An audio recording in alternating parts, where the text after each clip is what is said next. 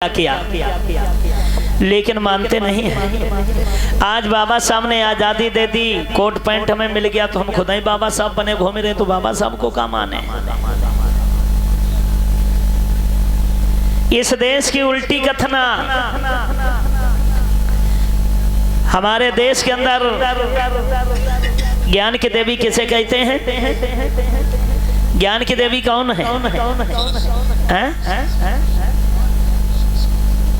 सरस्वती को बताया जाता है, ऐसा ही ना। ये स्कूलों में वंदनाएं बुलवाई जाती हैं, सरस्वती को ज्ञान की देवी बताया जाता है। लेकिन मेरा मानना ये नहीं है कि सरस्वती ज्ञान की देवी हो सकती हैं, क्योंकि भैया पहले इन लोग जो सोए रहे इन्हें जगाओ यार, बढ़िया नहीं लग रहा है।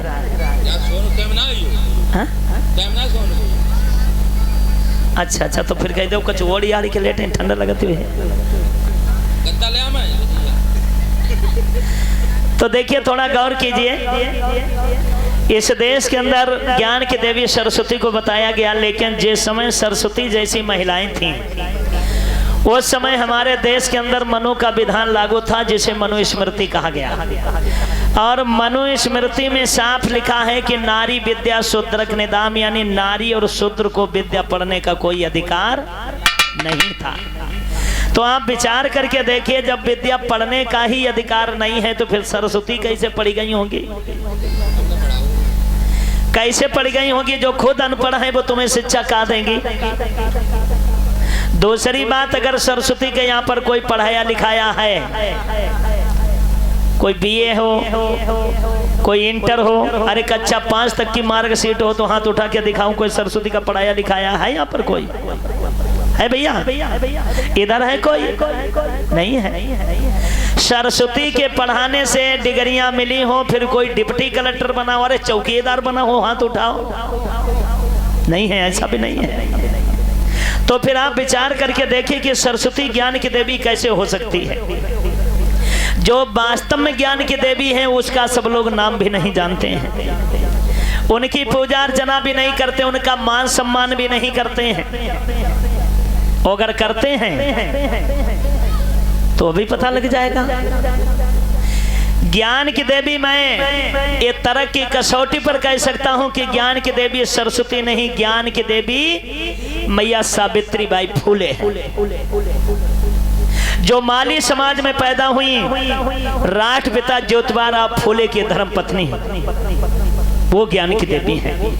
अब आप लोग सोच रहे होंगे कि इन सावित्री बाई फूले ने क्या किया, तो नोट कीजिए, महिलाओं को कोई पढ़ने का हक नहीं था। जो माताएं बहनें पढ़ी हैं, जरा वो लोग हाथ उठाएं जो पढ़ी लिखी हैं, हाथ उठा दीजिए। ईमानदारी से वीडियो चल रहा है, बनवा देंगे, फिर आप पछताएंगे कि हमारे गांव में कोई पढ़े लिखा नहीं था। जब नहीं हाथ उठाओगे तो अनपढ़ में गिनती आएगी।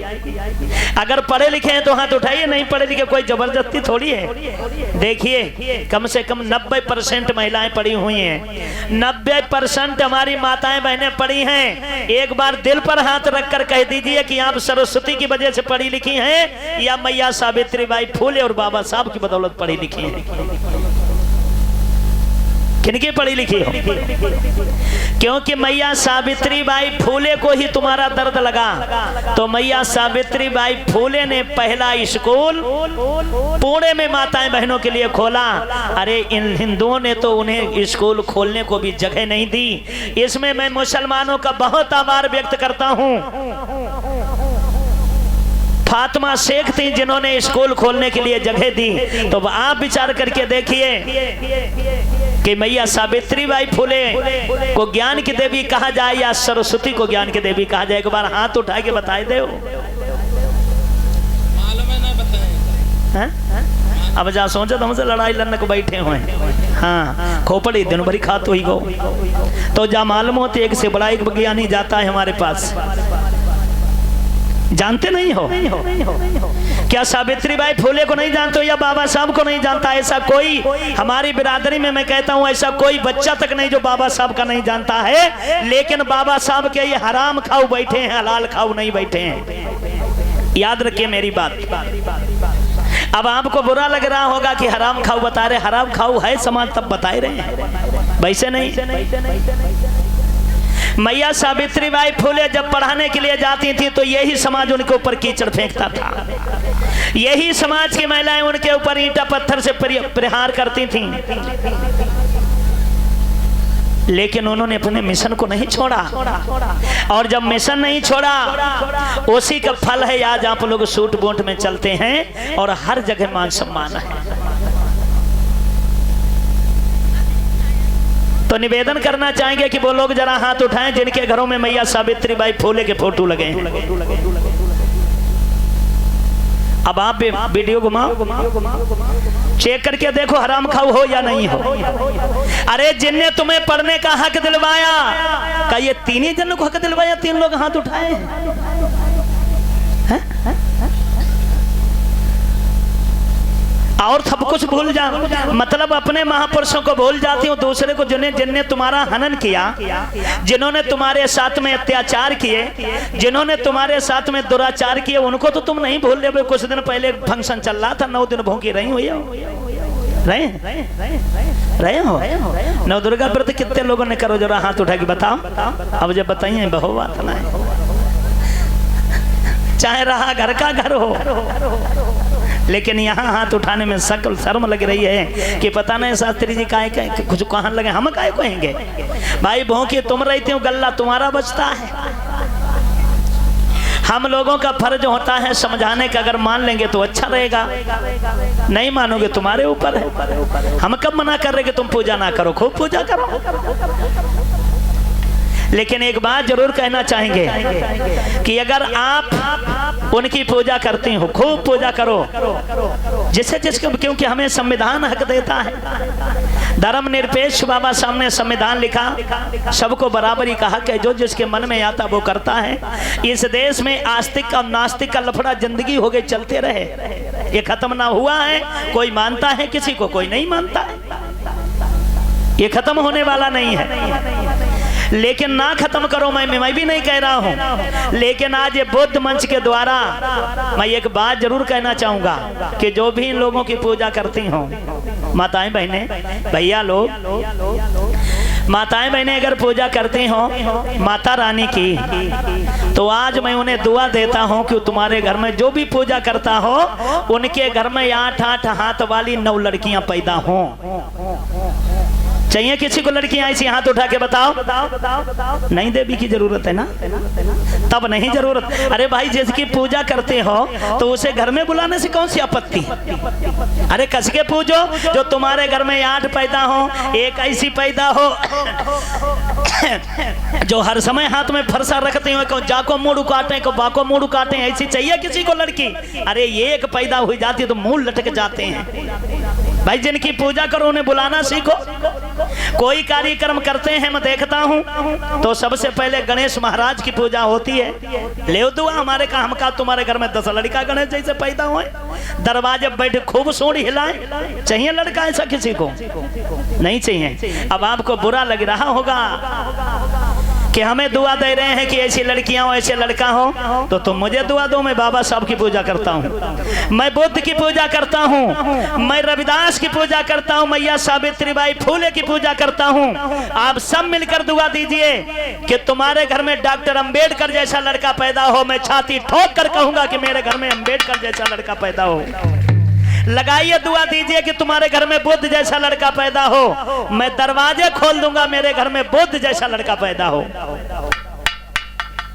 लगाइए दुआ दीजिए कि तुम्हारे घर में सावित्री बाई फुले जैसे लड़कियां पैदा हो। मैं गलियां फूलों से सजवा देंगे कि मेरे घर में सावित्री बाई फुले जैसे लड़कियां पैदा हो। नहीं तो तुम दुआ ले तुम्हारे घर में गणेश जैसा लड़का पैदा हो। भाई जिसे पूजोगे वही तो मिलेगा। अब लड़का सबको अंबेडकर जैसा चाहिए, लड़का सबको बुद्ध जैसा चाहिए, मिलेगा कब? जब उनकी विचारधाराओं पे आओगे तभी तो मिलेगा। मुख में राम, बगल में ईंटें, जहां मिले तहां कभी उद्धार नहीं होगा, याद रखिएगा। बाबा साहब के जैसे लड़का अगर पैदा करने हैं तो माताएं बहनों से भी रिक्वेस्ट है, भैया लोगों से भी रिक्वेस्ट है कि बाबा साहब के जैसे लड़के पैदा करना चाहते हैं तो बाबा साहब जैसे महापुरुषों के संस्कार आप लोगों को अपनाने पड़ेंगे। बुद्ध जैसे महापुरुषों के संस्कार अपनाने पड़ेंगे, तब बुद्ध और बाबा साहब जैसे लड़के पैदा होंगे। लेकिन पता क्या लगता है कि संजय को 3 बार गुलमंजन तुम्हें जरूर करना है। सबसे ज्यादा हमारे समाज की महिलाएं गुलमंजन से गुल्ला करती हैं। बच्चा पैदा होने से 1 महीना पहले से चूल्हे की मिट्टी खाने लगती हैं। चूल्हे की मिट्टी और नशाड़ी से सौदा खाने से अंबेडकर जैसे लड़के पैदा होंगे। थोड़ा विचार करके देखो। बाबा साहब ने तो तुमसे ये भी नहीं कहा तुम मेरी पूजा करो, बुद्ध ने भी ये नहीं कहा तुम मेरी पूजा करो। भगवान बुद्ध ने भी कहा कि बुद्धं शरणं गच्छामि, यानी कि बुद्ध की शरण में जाओगे तो तुम्हारा कल्याण हो जाएगा। बाबा साहब ने भी ये नहीं कहा तुम मेरी पूजा करो।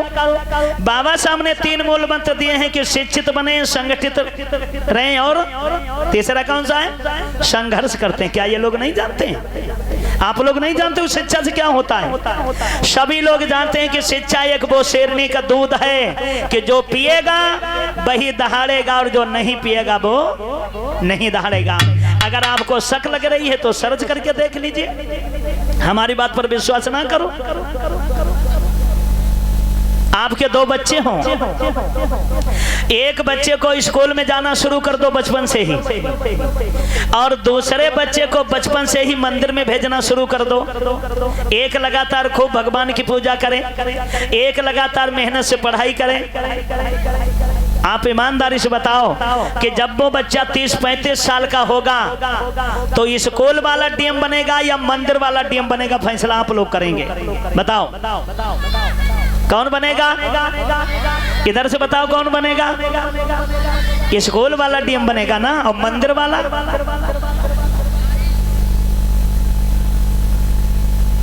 मंदिर वाला भिखारी बनकर निकलता है। अब फैसला आपको करना है कि अपने बच्चे डीएम कमिश्नर बनाना है या बच्चे को भिखारी बनाना है। फैसला तुम्हें को करना है। जब आपको मालूम है कि स्कूल से ही बच्चा डीएम कमिश्नर बनेगा तो ऐसा ना करो कि मंदिर की घंटी बजाने से अच्छा स्कूल की घंटी बजाओ। स्कूल की घंटी बजाओ जिसमें हमारे घरों में डीएम और कमिश्नर पैदा हो। एक बार सभी लोग मिलकर जयकारा लगाएंगे, बोलिए भगवान बुद्ध की, बोलिए बाबा साहब डॉक्टर भीमराव अम्बेडकर की। तो उस मैया सावित्रीबाई फुले की एक लाइन है,